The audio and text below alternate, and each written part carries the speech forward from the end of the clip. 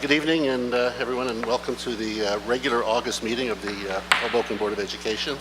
Mr. Moffett, can we begin with the statement of compliance? Yes, sir. This meeting is being held in conformity to the Open Publics Meeting Act. Proper public notice of this meeting was published in local papers on August 19, 2017 and August 20, 2017.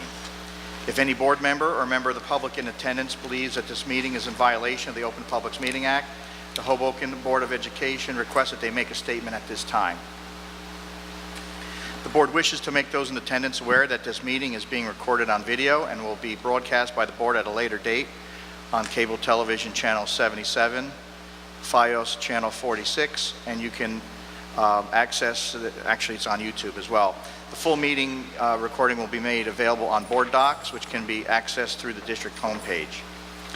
The Hoboken Board of Education is committed to preserving the decorum of the public process and is mindful that we live in an electronic age of computers, cell phones, and other electronic communication devices. Nevertheless, we respectfully request that all meeting participants kindly silence their electronic devices during the course of the meeting, and if use of the device is necessary, we ask that you please leave the meeting room if you need to conduct personal business. If we could please rise for the salute to the flag. I pledge allegiance to the flag of the United States of America and to the republic for which it stands, one nation, under God, indivisible, with liberty and justice for all.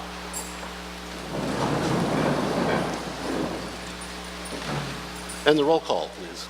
Ms. Angley? Here. Ms. Delara? Here. Ms. Evans? Here. Mr. McNamara? Here. Ms. Montgomery?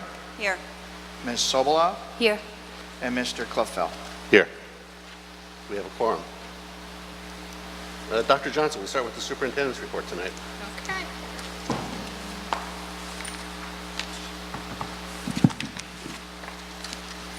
Good evening.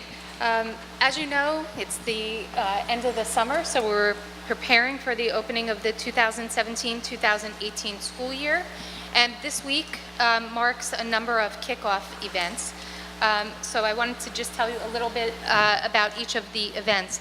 Yesterday, Hoboken High School hosted a very successful orientation for our incoming Project Lead the Way students. We had approximately 40 students at the high school in our biomedical sciences program and in our computer science and engineering programs attend the orientation.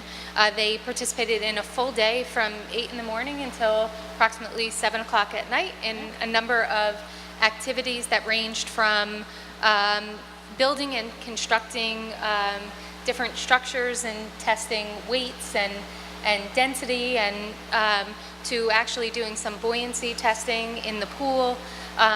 They also listened to some guest speakers and participated in a number of other very interactive and successful events just to get them ready for the upcoming school year. Our newly dedicated area for our computer science program and last year's newly constructed engineering lab and the construction of a brand new biomedical sciences lab at Hoboken High School is poised to kind of catapult our high school Project Lead the Way program to the top of STEM educational experiences in the area. So we're really excited about those. Today, Hoboken High School welcomed 9th graders in a Red Wings freshman orientation program. So our incoming freshmen were able to meet administrators at the high school, the principal, some key staff, including guidance counselors, and they also got a tour of the building. They went through sample schedule and were able to kind of ask some questions about how the actual day would operate for them. Tomorrow, we are going to be greeting all of our new teachers to the district in our new teacher orientation program. And on Thursday, I'm going to be hosting an administrative team and leadership retreat that's going to be held at St. Peter's University. Each elementary school has orientations that are planned for our incoming kindergarten students and their parents, and also a number of activities leading to the opening of school. So you'll see that in each of the school packets. For example, principals have sent our different activities. I know Connors Elementary School is hosting a number of activities with the dean and the principal, and that will also follow suit at our other schools as well. Our middle school is on track for its new opening here at the Demarest School. As you can kind of see, if you peek up at the top of the balcony, we are still doing some painting, cleaning, spackling work, but the majority of the construction portions of the project are completed, and now we're kind of on the cosmetic end, just finishing up some bathrooms and different things like that as well. The gym downstairs, that is the one area that you can peek at because all of this is still closed off right now, but the gym has been resurfaced, new floor, and it will continue to be painted and padding put up and so on and so forth. The cafeteria is also just about finished with a brand new floor downstairs, so the school is pretty set and ready to go. The middle school will also be hosting an ice cream social for students and families on the evening of September 6th, just to welcome students into their new home and allow them to meet some faculty members and also some administrators. All of our curriculum projects that we have been working on in the summer have pretty much come to a end, and we are in the process right now of getting them ready to distribute to teachers, and any changes or modifications that have been made uploaded to our website. Instructional supplies are coming in and are being distributed to each of the classrooms. The buildings are being cleaned. Each of the elementary school buildings are on track with cleaning for opening. I've also, from a communication standpoint, will be hosting 3 pre-K parent sessions, almost just kind of a welcome into the school district, telling them a little bit about not only the pre-K program that they are going to be experiencing for this year and the next year, but also giving parents the opportunity to ask questions about any initiatives or anything along those lines. The 3 dates that have been established have also been published on Eventbrite so that parents could actually go on and register. And once I see that the events are closed out based on the amount of parents, we'll open new dates to replenish that. That same concept will take place for kindergarten parents, so that's the next letter that will go out. And then there's also a letter that will be coming out from my office next week that will detail the opening of school and all of the district-wide initiatives that parents and families should see at the opening of school. So with that being said, we are just about concluding all of our summer work, and we're on a good path, and we're on pace to complete what we need to for the opening of an extremely successful school year. Thank you. Mr. Moffett, do you have a report? Yes, I have 2 items. First, I just wanted to make the board aware and those in attendance that we added approval of facility request on 12.02, which is item F, which is for the Hoboken Family Alliance, and it's for an October 26th date from 3:30 to 8:30, so we added that tonight. It was published before you got here, just it was after we went live for the general public, so they might not have seen that. The second item has to do with our $1.7 million equipment lease purchase. We went out on July 27th and had a bid opening scheduled for 1 o'clock that day. We received various proposals, of which consisted of 4. The winning bid, which again was for $1.7 million over a 5-year term, went to TD Bank Equipment Finance of New Jersey. with a rate bid of 1.82. Again, that was one of 4 proposals submitted. It was analyzed not only by my office, but Hunterdon County Ed Service Commission, which also functions as our fiscal consultant. They were crucial in making sure we had a decent turnout, and 4 is a pretty good number for summer work. So again, we'll be looking to finalize and close on those on the documents for the $1.7 million in the next couple of weeks. Thank you. Thank you, Mr. Moffett. Committee reports. Ms. Delara, Communications? Sure. The Communications Committee met on Thursday, August 17th at 2 p.m. In attendance were Superintendent Dr. Christine Johnson, Ms. Sobolov, Ms. Evans, and Mr. Kupfel. We had a light agenda. The committee discussed, which Dr. Johnson has touched on, the Talks in the Park, which I spoke about at our July meeting. The purpose of this program is to let families with children entering our pre-K program have the opportunity to meet and talk to Superintendent Dr. Johnson, ask questions, understand how the process works for enrolling your child, what does a day look like for your child while he or she's in the program, our curriculum, and just many other questions that I know will come up when you send your child to our school. Personally, I think this is a fantastic program. I know as a parent, I really wish there was something like this when both of my kids entered pre-K, so this is really exciting. Letters have been sent out home, so I'm happy to report that we've had a really good turnout. I believe there's 3 slots, as Dr. Johnson mentioned, left open. Signups can be done via Eventbrite. So if you just go to Eventbrite website and just type in Talks in the Park, you'll see them, or by calling the number in the letter that was sent home a couple weeks ago. And then the last item we discussed were the teacher and classroom assignment letters. I know that that's been a question that many have asked, so those have been sent out. And if you have not received it as of today, you will definitely receive it within the next day or so. I know I'm checking my mailbox every day. So, and that concludes my communications report. Thank you. Thank you. Curriculum Committee is Ms. Sobolov? Yes. The Curriculum Committee met on August 17th. In attendance was myself, Dr. Johnson, Mr. Klupfeld, Ms. Evans, and Ms. Delara. We had a very extensive conversation regarding the structure of the program being rolled out in September, and new initiatives were discussed. Just a few highlights for K to 5 and K to 8.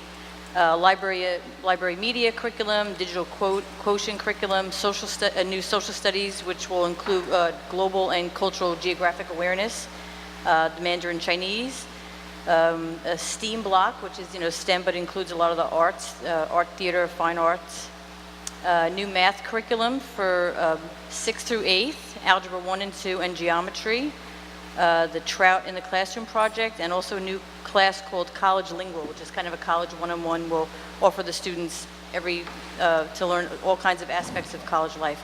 I think that there'll be a more extensive presentation about that, so I just wanted to kind of give a little bit of a highlight, and so that's what was happening to me. Thank you. Thank you. Facilities Committee, and Ms. Angley, are you substituting for Mr. Madigan tonight? Thank you.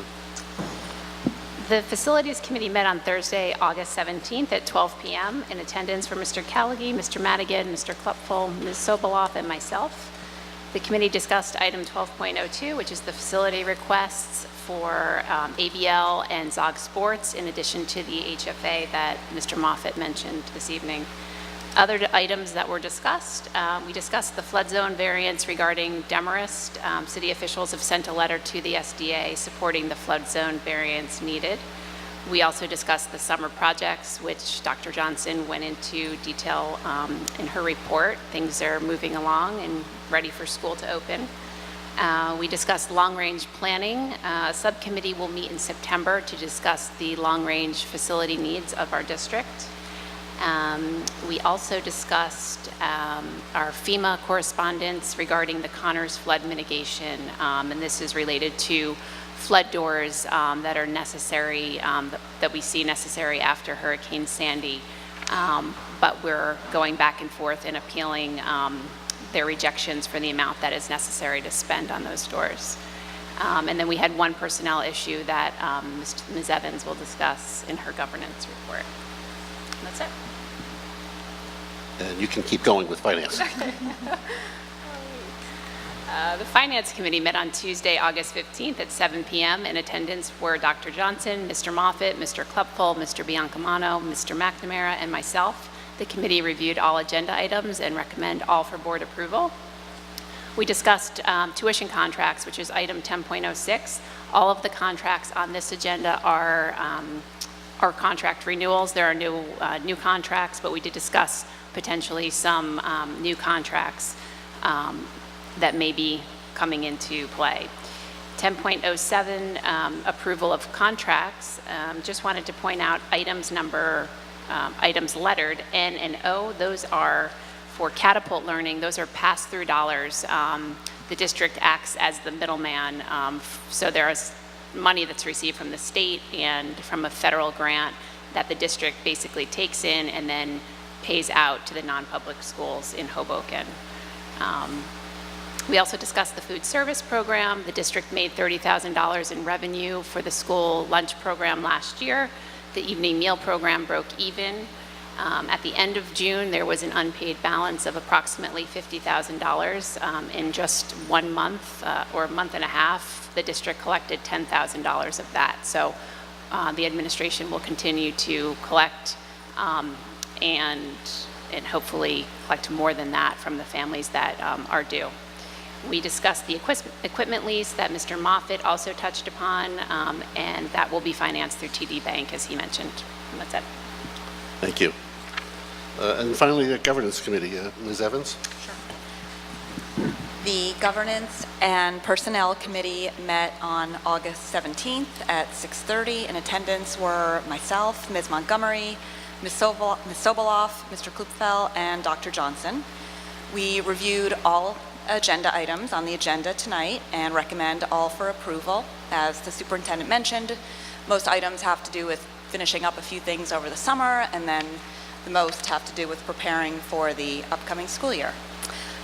Just to point out a few that generated discussion, item 9.01, Joanne Pepe is retiring after 12 years with the district. We thank her for her service to the district and its students and wish her all the best as she retires.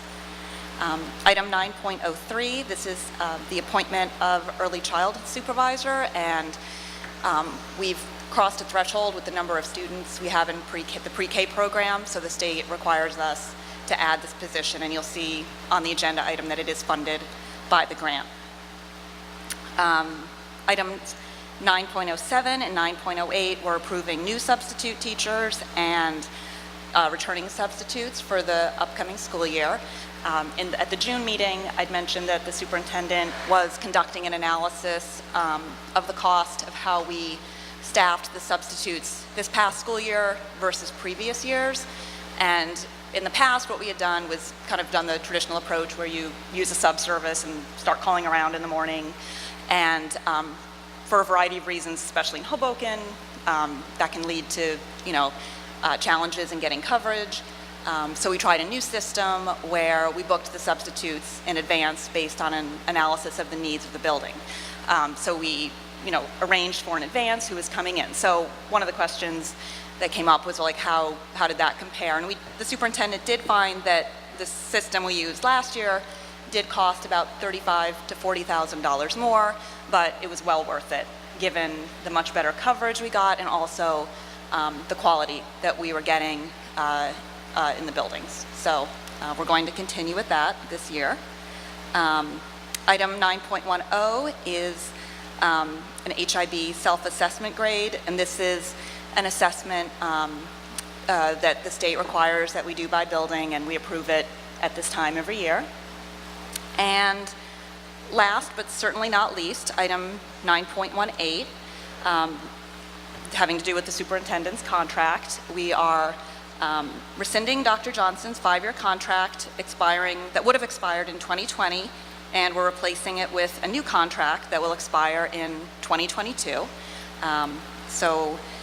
This reflects the board's and the community's great satisfaction with the superintendent and a desire to have her continue doing this work for a longer time frame.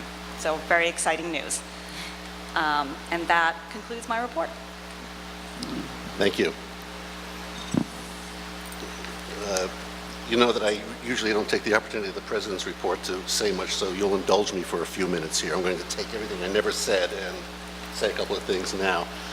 And with the school year just around the corner and all the many things going on that Dr. Johnson and the facilities report touched on, all looking forward to September 7th. We do remain mindful of the future, and to that end, the Hoboken Board of Education does continually assess and evolve its long-range facilities plan, and obviously the district's needs now are very different than they were 10 or 15 years ago, and that's normal, and that's why we continually assess the plans. Today we see tremendous population growth in our city, as well as renewed interest in our K-12 program and the enrollment growth that that is bringing. With some reconfiguration here and there, we do have space in our 6 buildings to meet our needs over the next several years. But if enrollment continues to grow at the rate we're seeing recently, we will surely face the need for additional space or buildings. To better plan for these possible needs, the board is undertaking an in-depth demographic study suited to our unique situation here. With that insight, the board will explore options that take into account our enrollment, our curriculum and educational program, and the core policies that guide district practices and decision-making. Any large-scale planning will, of course, require close coordination with many state and municipal agencies. It starts with the New Jersey School Development Authority and the New Jersey Department of Education, but will include local planning and zoning boards, of course, various city hall departments, and, of course, the city council and administration. At the appropriate time, the board will solicit and welcome constructive ideas as we continue creating a plan that meets the educational needs of our prospering city. In the meantime, we assure the community that there's always room for any family who chooses our progressive K-12 program. Thank you very much. And with that, we can move on to public comments on the agenda.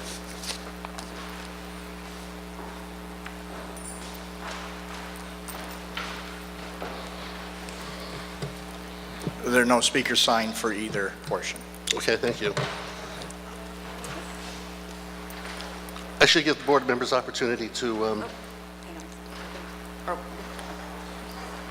ask questions or comments on.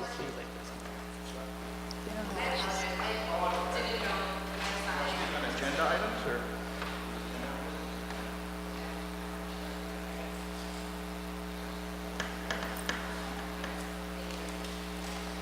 I should give board members an opportunity to inquire about anything on the committee reports. I just wanted to thank Dr. Johnson for all the great work she's done so far, and we look forward to another 5, hopefully plus years together.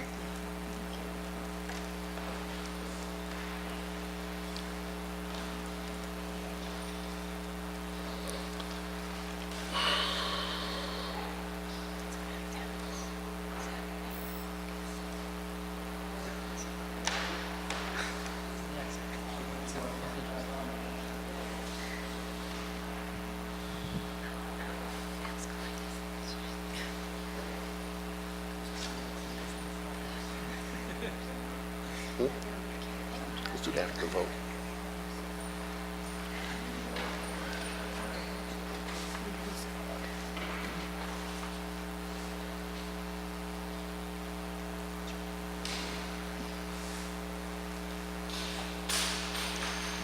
Have to remember to make an announcement next time at the beginning of the meeting.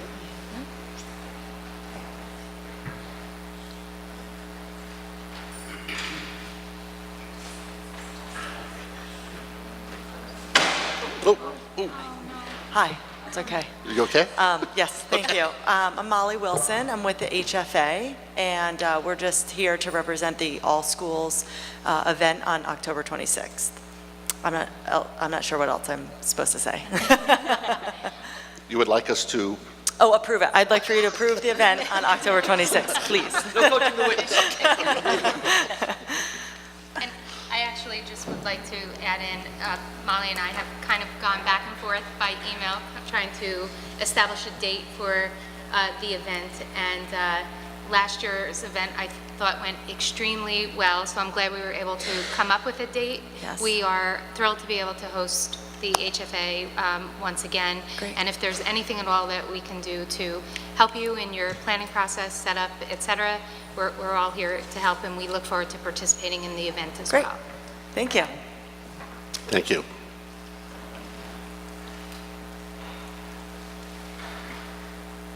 Any other? My assumption is Patty didn't want to address the board, that you were representing both? Yeah, okay. I think that was the last speaker, yes. Okay, and that brings us then to the consent agenda. If I can have a motion? Motion. Oop, Second. good luck. Someone raised their hand for a motion. Who motioned? Second. I second. Okay, good. I'm ready. Motion by Mrs. Valera and then Mrs. Sobola. Second. Call roll. Any? Ms. Angley? Yes. Ms. Valera? Yes. Ms. Evans? Yes on everything except check number 55750 in item 10.05. I abstain on that. Yes on everything else. Mr. McNamara?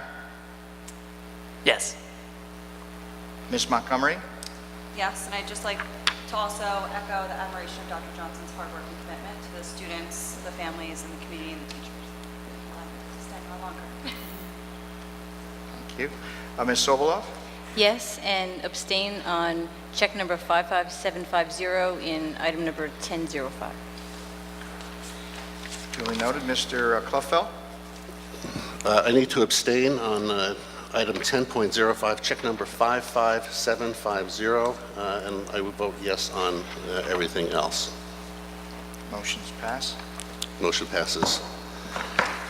Having done that, Mr. Madigan is on vacation, but he did ask me to read this into the record. He said, "I support the new contract of the superintendent.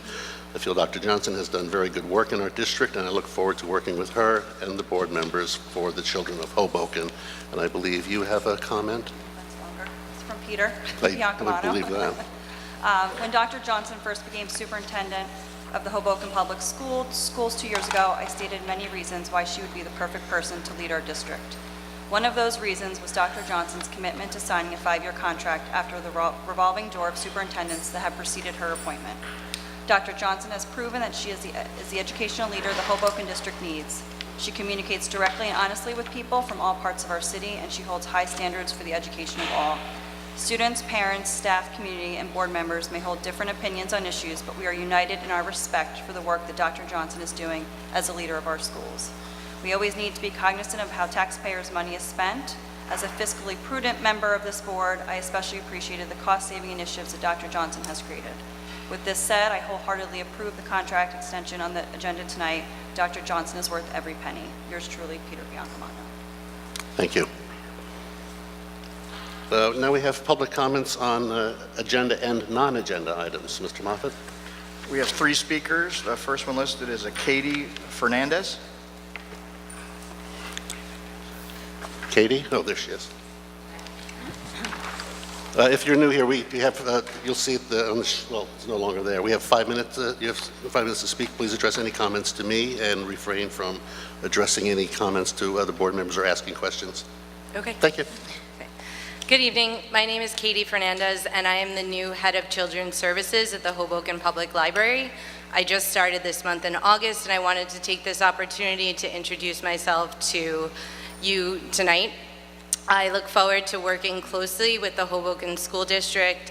From preschool through high school, we have many opportunities to help support your curriculum and create critical thinkers for our world today. So I have been working on a packet that I would like teachers to see. It includes just a brief overview of what we do, library card applications for all students, and programs and supports we can provide. Yeah, we'll grab that from you at the end of the meeting, Dr. Johnson. Okay. Thank you. Thank you. Thank you. Thank you. Thank you. Yeah, you stay. Next speaker is Eileen McGurk, is that correct? Hi, Aileen McGurk, 62 Patterson Avenue. Good evening. All had a nice summer, and Dr. Johnson, congratulations on re-upping your contract. As someone who's been in Hoboken for a long time, I'm so happy to see that we're going to have consistency in the superintendent's role. I think that's probably some of the best news for all of the growing population that we have, not just in our neighborhood, the Southwest, but all over town. I had reached out to Dr. Johnson over the summer a couple of times, so we've definitely exchanged some emails back and forth, and I'm always so happy to get to talk with her. My daughter is starting out at Connors. She's really excited. She's going to be going into kindergarten, and hopefully we'll be able to take advantage of some of the upcoming events that are happening. Obviously, it's end of the summer, and a lot of people travel, so it would be nice to have the dates of those. I know for myself and some other folks I've talked to, we'd gotten something from Dr. Pollins, but we hadn't necessarily gotten everything. And for people who work, which the majority of the parents that I know in our neighborhood, both parents do work, it gets pretty dicey when things start happening at 11 o'clock in the morning on a Thursday when your child would be in childcare. But all of that aside, my main reason for coming up and talking tonight would be putting forth this question. I know of several families who departed from the rising first grader class.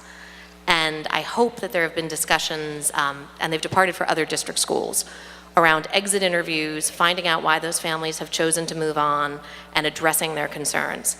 I don't know what all of their concerns are. I've heard some here and some there, and it's really none of my business. But I hope that it's being taken very seriously. As friends of mine and I try to build traction in our neighborhood for people to send their kids to Connors, there's a lot of excitement about the incoming pre-K classes at Connors. When word gets out that families are leaving, and they're not leaving because they're moving to the leafy suburbs, they're leaving because they're going to another school in town, it helps to undo some of that. And it makes the discussion a little bit harder. So I hope that you guys in your capacity are digging in a little bit, addressing the concerns that people have for leaving, because all of us are really trying to fight the playground stigma and the mommy chat stigma that happens. We know that it's there. We have a Facebook group where we're putting out a lot of articles about integration in schools and what that means and what it means to go to a district where a large majority of the district students are socioeconomically disadvantaged, and that's not going to take away the advantage of any non-disadvantaged child who's there.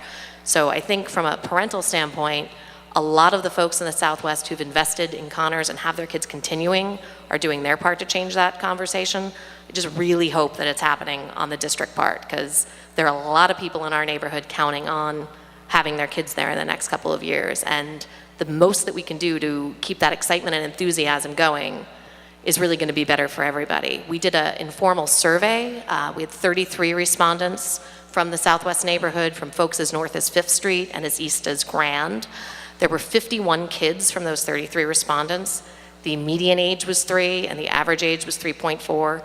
You're talking about families that have a large number of kids going into the public pre-K program. I think it was well over 40%. I don't have the exact data with me. Had kids going into the public pre-K program. About 39% had kids in the public school program. Only 21% of the students represented in that survey had kids going into charters. I know my daughter's own friends, it seems like a lot of them are going to charters, but the bulk of families in the neighborhood don't have kids in charters. So, President Klupel, you mentioned earlier the growing demand. I hope that you have 7 years, because from what I see and what I feel, it doesn't really seem that way. And the families that we surveyed, which was informal, the majority of them said, yeah, we want to stay here. Now, those things always change over time, but I think being content with education, being content with your local school, feeling excited about it, feeling that it's a good choice, it's all incredibly important to, helping to feed that growth. And, hopefully we see really exciting things with a new school coming potentially in the Southwest. I know a lot of us have talked about what could be a good place for it, but with a shortage of kindergarten south of 7th Street, with a shortage of elementary school space south of 7th Street, you might not call it a shortage. From where I stand, it sort of feels like one. I hope that you'll consider building in our neighborhood. I know there's a lot of pressure to look uptown where there's going to be a lot of new development, but I think where we are downtown, we could use a little bit of help in terms of classroom space, because even if you rework the facilities you currently have, they don't address the needs of families who live south of 7th. Also would be curious to know, and if you can't tell me, that's all right, but how many kindergarten students you have coming in for the upcoming year, because I think it's probably a lot. If not, I'll do backwards math to figure it out. I have a good idea, so. But thank you, and let's look forward to a great year. Thank you. Next speaker is Jenny Lebenz.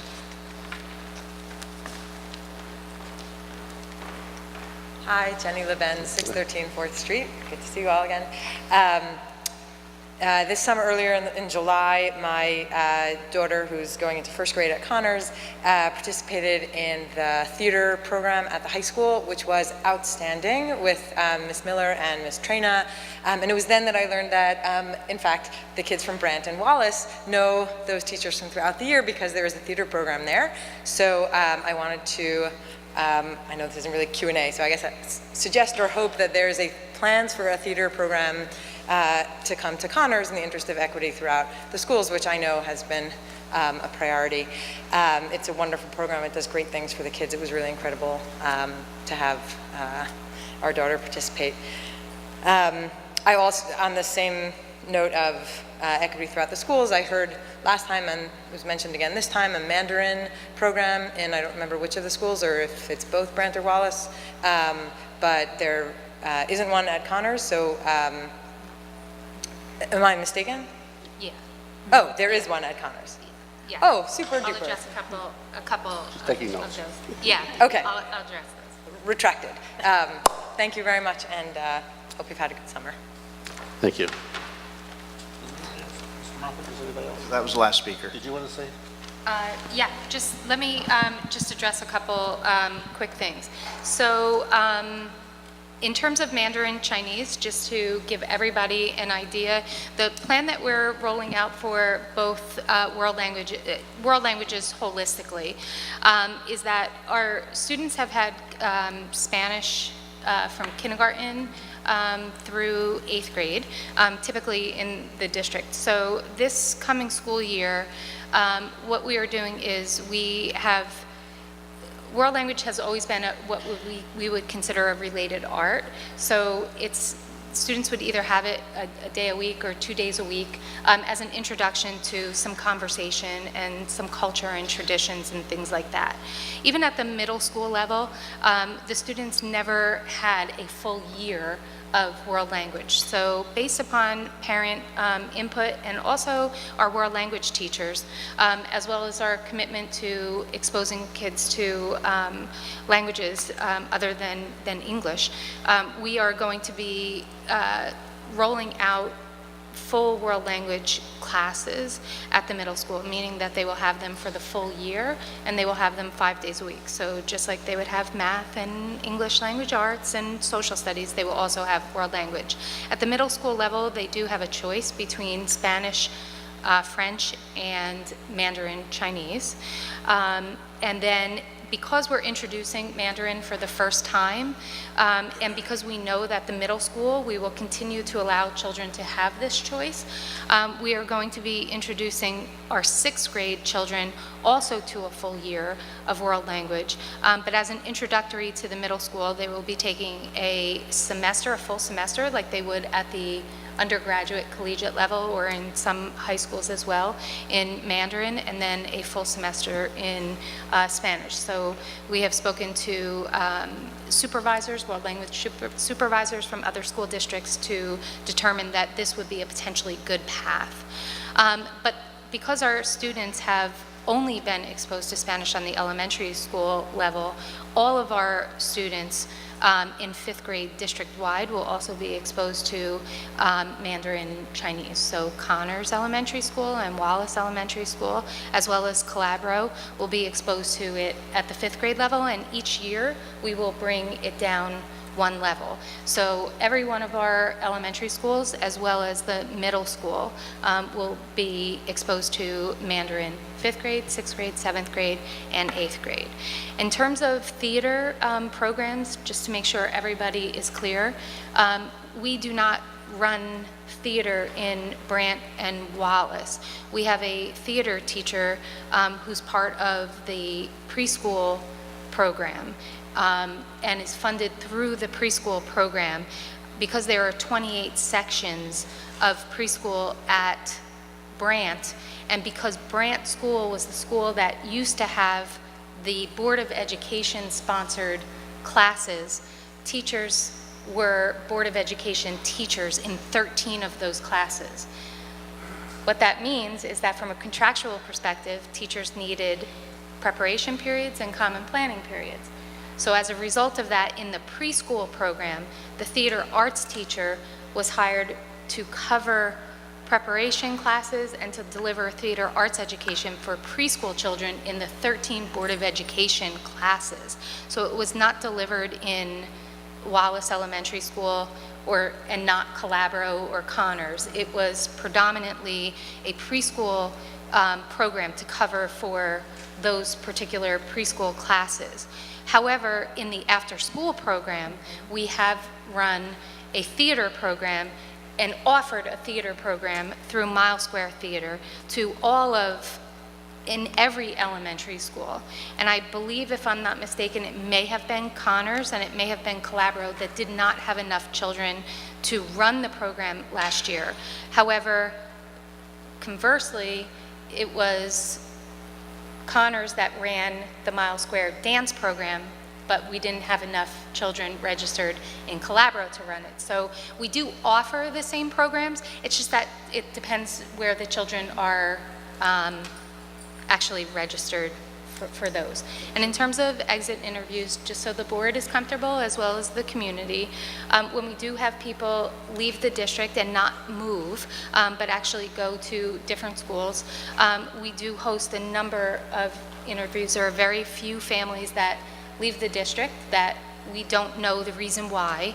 So we do conduct those to collect some consistent information. But I can also tell you that while we see numbers, or the community may see numbers of children that may depart to go to a seat that they may have received at a charter school or a private school, we too are the recipient of children that are coming to us at the first grade level or the second grade level from those schools as well. So what I'll do is I'll provide a comprehensive analysis for the board that maybe Mr. Klepfeld could share at the next meeting that will show that there is not really a disproportionate number of those exiting versus the number of those entering into the district, but then at least you'll be able to see it. And then if the community would like to ask some questions regarding those numbers, by all means, you could definitely do that. And I'm calculating one piece of data regarding 2 sections at Wallace.